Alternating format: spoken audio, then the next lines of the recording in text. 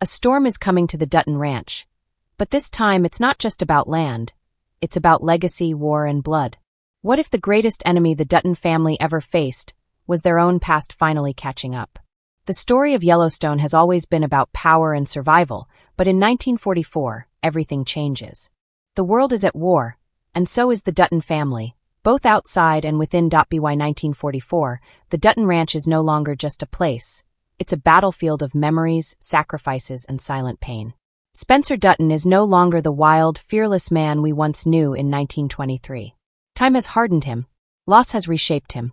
The death of Alex didn't just break his heart. It changed the way he sees the world. Now older, quieter, and far more dangerous, Spencer carries the weight of everything he's lost.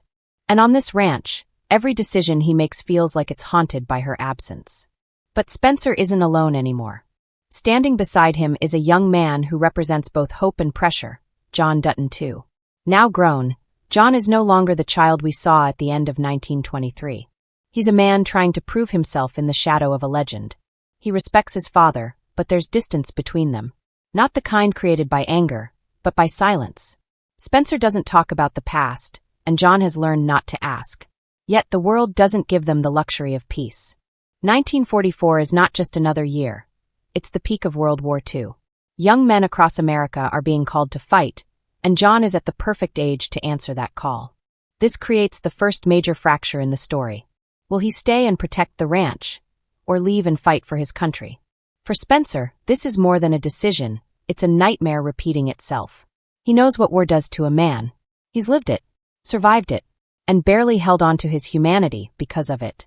Letting his son go means risking everything, including losing him forever. But the tension doesn't stop there. The ranch itself is no longer as secure as it once was.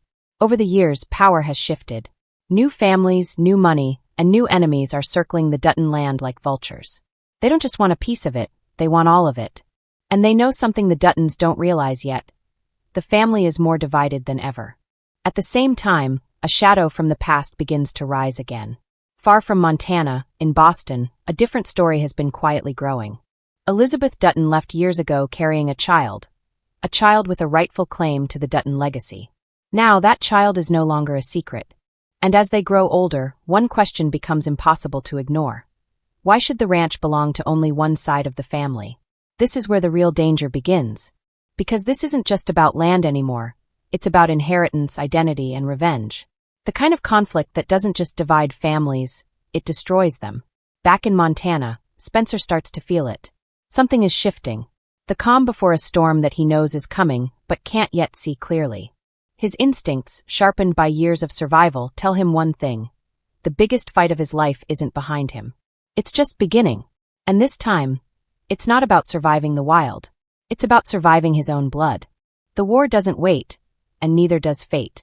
As the pressure builds, John Dutton II makes a choice that changes everything. He doesn't ask for permission. He doesn't wait for approval. He enlists.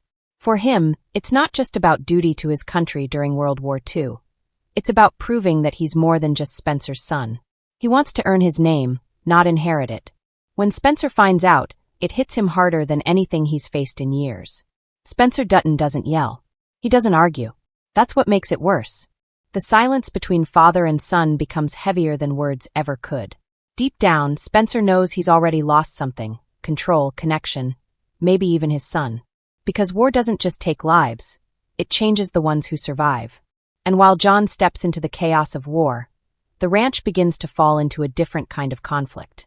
With John gone, Spencer is left to hold everything together, but the cracks are now impossible to ignore. Workers are divided, loyalties are uncertain, and then, the past finally arrives at their doorstep. From Boston, a new presence enters the story, Elizabeth's child. No longer a distant possibility, but a living, breathing challenge to everything the Duttons have built. This isn't just a visit. It's a claim backed by blood. The arrival is quiet, but the impact is explosive. Because this isn't someone who sees the ranch as home. They see it as something that was taken from them. Something they were denied. And now they want it back. Spencer immediately understands what this means. This is no longer about protecting land from outsiders. This is a war inside the family. And those are always the most dangerous ones. Because there are no clear enemies, only different versions of the truth. Tension spreads like fire. Every conversation feels like a test. Every decision feels like a mistake waiting to happen.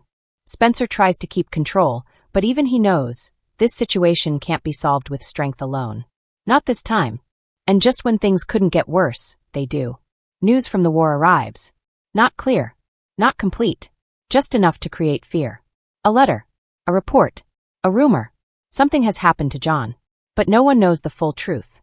That uncertainty becomes the emotional breaking point of the story. For the first time, Spencer is no longer the strong, unshakable man everyone depends on. He's a father facing the one thing he can't fight, the unknown. At the same time, the conflict over the ranch reaches a dangerous level. Elizabeth's child is no longer just asking questions. They're making moves. Legal pressure. Emotional pressure. Even turning people on the ranch against Spencer. Slowly, carefully, they begin to reshape the power balance. And Spencer realizes something terrifying. This isn't random. This is planned. Someone has been waiting for this moment. Watching. Preparing. And now, they're executing every step perfectly.